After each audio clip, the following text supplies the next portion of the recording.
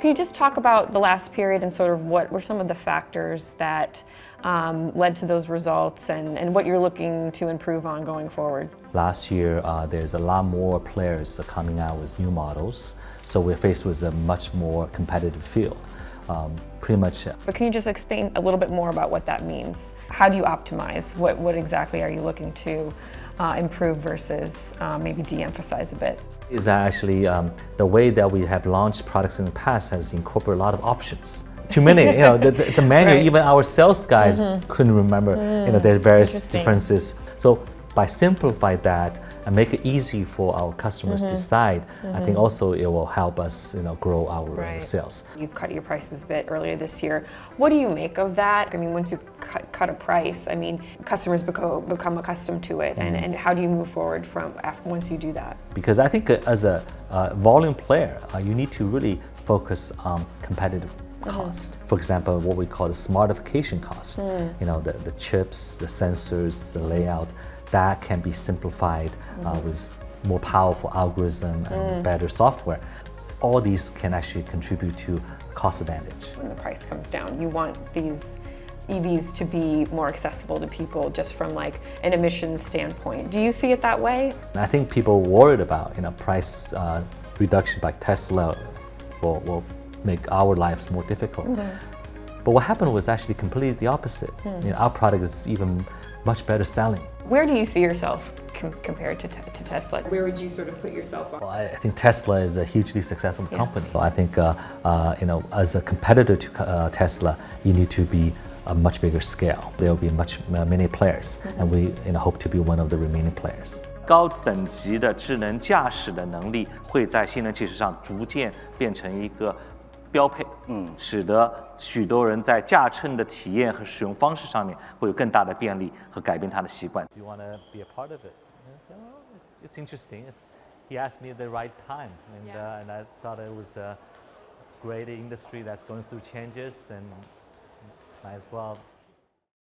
Well, could you tell me about your decision to join XPENG from JP Morgan? It's everybody thought that was a well thought out decision, but to me it's more of an impulse because I actually been doing banking for 20 years and it's about time to make a change. I've done pretty much all the jobs there is for investment banking in Asia because I know the founder and the chairman, Xiaopeng himself. He's a personal friend, and he actually came to my house and said, okay, I'm about to leave Alibaba to join and to run this business myself. He was originally an investor. So I said, well, do you want to be a part of it? And I said, it's interesting. He asked me at the right time. And I thought it was a great industry that's going through changes and might as well do something. Yeah. So. Would you consider yourself like a car buff or a car fanatic, or are you more interested in the tech side of things? When I was in the U.S. as a student, I loved cars. Somehow I changed like dozen used cars. Even though I was swap them in and out. I bought a sports car, like the RX-7. I had like different generations. But more recently, later in my career, because I don't drive much anymore. Right. So I probably spend more time thinking about tech than auto. Auto was not really a focus for the investment banking career that I was doing. But tech was. The companies like Alibaba, companies like Tencent, Baidu, all very good close clients of mine. And those are experiences actually also a reason I'm excited about this smart EV phenomenon. Right. So when you're sort of thinking about the business, do you think tech first or do you think automobile first? I think in the beginning, I think more tech. But as you get into it, I think the auto side start to catch up.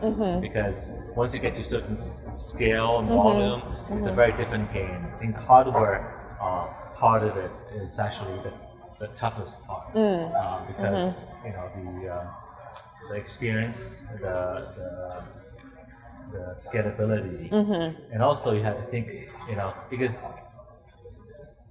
leading edge tech, it's easy to develop, but to use it in thousands, hundreds of thousands of users, you have to think very differently. Brian, thank you so much for joining us here at the Fortune Global Tech Forum. XPENG's most recent earnings report. The fourth quarter, you had a fourth quarter loss and deliveries dropped. You came up short of your, projected deliveries. It just wasn't a great earnings report, I would say. Can you just talk about the last period and sort of what were some of the factors that led to those results and what you're looking to improve on going forward? Thanks, Claire. Yeah. First of all, let me just make a small correction. Sure. At the earnings report, our delivery numbers actually exceeded the guidance we gave the last quarterly report. But again, it was a declining number, so it was disappointing, obviously, to end the year on a declining note. But that reflected the industry as well as the competitive industry that we faced last year, and also year to date as well, because as you see that last year, there's a lot more players coming out with new models. So we're faced with a much more competitive field. Pretty much, I think apart from BYD, everyone else lost share last year because there's a sheer number of players increased. Secondly is that as a battery electric player, we are very susceptible to battery price increases. So last year you saw probably the largest battery price increase in history. The raw material for lithium and others has jumped fourfold. So I think that also contributed to the pressure that we faced, as well as the losses that you mentioned, because the cost has gone up quite dramatically. So this year, obviously, we are now are doing a lot of the changes, both internally, but also making changes in our product lines. Because last year, one challenge we also faced is that we have not had the product line revamp. We actually rely on the older models to sell, which become less competitive the second half of last year. That leads to some of the the decline numbers. So this year we actually are introducing a lot more new models. That was the P7i, which just launched a few weeks ago, and also later in the year we have also a new model as well as updated versions of current models. So I think these new product lines as well as the technology development will actually give us the ability to gain growth. At the time of the March earnings, you talked about sort of optimizing XPENG's product portfolio. Maybe touch on this a little bit, but can you just explain a little bit more about what that means? How do you optimize? What exactly are you looking to improve versus maybe de-emphasize a bit? Well, I think one thing we recognized after internal debates and also strategy sessions is that in the past we have so focused on technology development and innovation, we didn't put enough emphasis on the customer need and demand. We always think about, okay, this is the best technology, customer must love it, but we think as long as leading technology, we need to put it in our car. With that, I think we actually learned some lessons because some of the features were not accepted, because they're expensive. Some features takes a long time to get used to. So it actually makes our product less easy to decide on because of these new features. So that's one area that we think we want to change with our new product line, is to make sure that we really focus on the customer needs to drive the innovation rather than use innovation to drive customer needs, which is very difficult. And secondly is that actually the way that we have launched products in the past has incorporated a lot of options. So we say, oh, you can choose to add this function, you can choose to add that function. It makes the customer's decision-making process a lot more difficult. Too many. And too many. It's a manual. Right. Even our sales guys couldn't remember. There are various differences, and we think that actually led to some of the sales attrition because it's the sheer complexity of our product offering. So we actually are trying to reduce the SKUs of our products. So all the new launches, we really focus on to reduce the customer choices. So they don't need to, think hard about, okay, do I need to select this and that and make and this has actually also caused a lot of inefficiency in logistics, in delivery, in marketing. So by simplifying that and make it easy for our customers to decide, I think also it will help us, grow our sales. So those are the changes. Even though you think it's intuitive, but I think it really actually transforming the way that we do business today. Because the reason you do that is you feel like, oh, if I offer enough choices, I can capture the bigger audience. But that's not the case, because you actually put off the mainstream buyers. Probably feel like this is too complicated. Right. I'm curious what features you found that you really thought that customers were going to love, but customers didn't quite take to it. Are there features that you decided to eliminate because you realized that customers weren't adapting or weren't embracing it the way you thought that your engineers sort of thought they would, or designers thought they would? If you're looking back, one of the things that, for example, our second product is hugely successful is P7, right? It's a sports sedan, beautiful. It's also sells at a premium price point, and then after P7, we launched actually a lower priced family sedan, which is called P5. It's smaller, but it was more room. But even though it's a lower price point, because we always want to have the best technology in the vehicle, we made that car has LiDAR in there. It was probably even more sophisticated autonomous driving capabilities. Make the pricing even more difficult to price for a smaller vehicle. So that is an example, is that even though we feel like technology-wise it's more advanced, but the product it positions is actually a lower priced, smaller sedan versus the P7. So that creates a conflict. People buying P5 will say, well, it's too expensive, if you have all these gadgets, because your position this is a family sedan. And then the P7 buyers will say, oh, why don't I have the more advanced version, because I'm paying for a longer, bigger, and premium vehicle. So the mismatch of your technology and your model makes the marketing and positioning challenging. Right, I see. You talked about the very crowded market in the China EV space. I want to talk a little bit about that. And there seems to be sort of a price war underway. Prices coming down. You've cut your prices a bit earlier this year. What do you make of that? I guess, how do you move? Is there any going back? I mean, once you cut a price, customers become accustomed to it. And how do you move forward once you do that?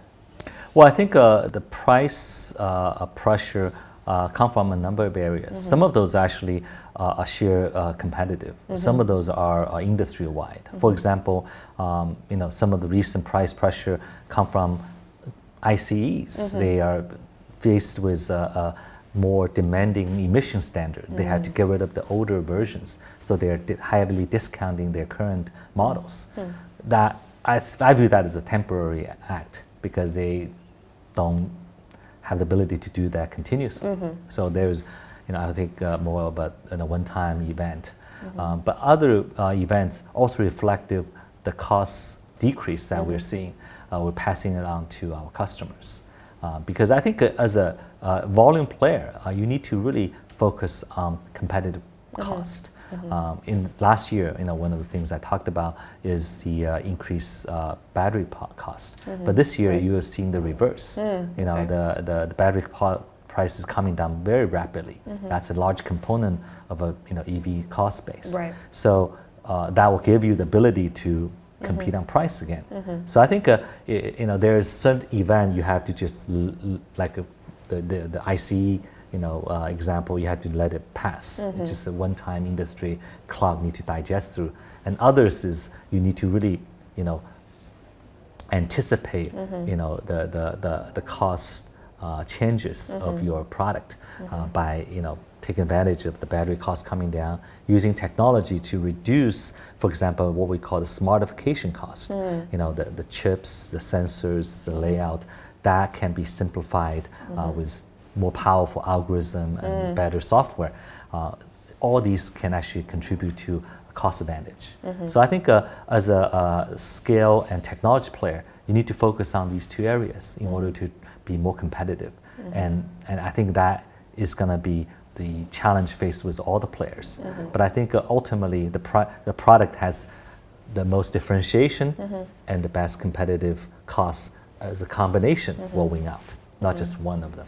When the price comes down, you want these EVs to be more accessible to people just from an emissions standpoint. Do you see it that way? Absolutely, because The first time Tesla lowered their prices, is in 2020 when we actually in the process of US IPO. I remember in the summer of 2020, Tesla started to lower prices at 3 consecutive times. And I think people worried about, price reduction by Tesla will make our lives more difficult. But what happened was actually completely the opposite. Our product is even much better selling because the EV market expanded more rapidly. Because the more affordable, technology-driven Tesla products are becoming, eye-catching products and become mainstreams. I am curious how you view the just consumer relationship with EVs now versus maybe when you joined. What are the conversations? How have the conversations you're having with customers changed over time? I mean, I feel like 5 years ago, maybe you were just introducing them to the concept of an EV. What are you talking about now? I think 5 years ago, you need to convince customers that EV is safe because they always hear about fire and safety issues, and convenient because there's not a lot of charging facilities. It's also a niche product because they don't know friends and family driving it. It's almost like you're making decision on a very niche product. That's 5 years ago. So you have to really explain why you need to play. And then the industry policy plays a big role because the subsidy but fast forward 5 years today, I think first of all, EV become a mainstream product. People will not question you to buy an EV because this, like, their friends are buying it, their family is buying it, they're thinking about it. They see this as a very easy decision to make. They're not worried about safety, but they're asking about the design, the features, the reliability, the service quality. So I think people start to ask more of the mainstream questions that typically asked on the IC products. Is this product retain value? Does this product have the technology appointment that I like? And also people will focus on smart features that is not available on IC products. I think that's a new trend because electrification is already at a stage, I would say, it's becoming mainstream. I think the next wave is what even more excites me is people are starting to demanding more differentiated technology, smart driving, what we call the full scenarios, autonomous driving capabilities that car can give you that really changes the way you drive every day. Right now, again, it's only 2%. I think the vehicles has that capability on the road. But maybe in 2-3 years, that will become 20-30%. That's the next big wave. And I just want to lastly talk about your international expansion. Tell me about the markets you're in now, the markets you're looking at, and I'm curious how the consumers outside of China, sort of what they're gravitating towards in terms of features versus your domestic market. Well, right now we started selling our flagship products, the P7 and G9, in Europe. We started in 4 countries right now: the Netherlands, Norway, Denmark, and Sweden. And we have plans to expand that list to a larger number of countries, both in Europe, maybe even outside of Europe. So we're starting to. I mean, obviously, internationalization is a long journey. It's not easy to develop a new brand in foreign markets, especially in competitive auto markets. So I think because people are demanding very similar things. They're demanding beautifully looking, very powerful, longer range, faster charging, more smarter, sort of user engagement with the vehicles and smarter driving as well. So we feel like what we are doing here in China is allow us to offer these leading technologies to global customers as well. But looking at the long run, we think we need to also think more locally because the cars we offer, it's interesting. I was actually talking to some industry participants. China loves large cars. Cars getting bigger and bigger, right? But Europe, the cars getting smaller and smaller. So in order, and in Southeast Asia, you may have a similar dynamic as well. So in order to really design vehicle and sells well locally, we need to understand what the local consumer needs are. So, so that's something, obviously we will put in more resources and more target, the international markets for our product offerings. I know you've competed with Tesla, in China, and obviously you mentioned them as sort of the main player in the U.S. Where do you see yourself compared to Tesla? It seems like everyone has been chasing them for a while. Where would you sort of put yourself on the? Are you neck and neck, or sort of where do you put yourself in terms of their sort of the lead that they've had on the market? Well, I think Tesla is a hugely successful company. They have pioneered, the EV industry, and have developed such a strong brand. So those are all things that we are trying to catch up. We're not even close in terms of neck to neck. I think we're still a lot to learn. They're much bigger scale, stronger brand, and the technology-wise, they actually have quite a few advantages, and they've invested heavily in chips and batteries. More than other players. So I think all these give them, I think, significant advantage over other EV players. But I think the EV industry is interesting. First of all, it's not a winner-take-all market. The market has segments and consumer preferences and local differences you need to cater to. So I think as long as we understand what our differentiate offering and what our customer needs are, and we're delivering solutions that is differentiated compared to what Tesla's product is doing. I think we can actually also hone on our segment to reach to our sort of the customer base. But in the long run, though, I think as a competitor to Tesla, you need to be a much bigger scale. You need to really understand what your core customer base is and what's different compared to others. Like I said, it will be a much more concentrated market, but still there will be many players, and we hope to be one of the remaining players. Yeah, definitely. Well, it's so fascinating to watch it unfold so rapidly, and can't wait to see what happens next. So thank you so much for joining us. Thank you.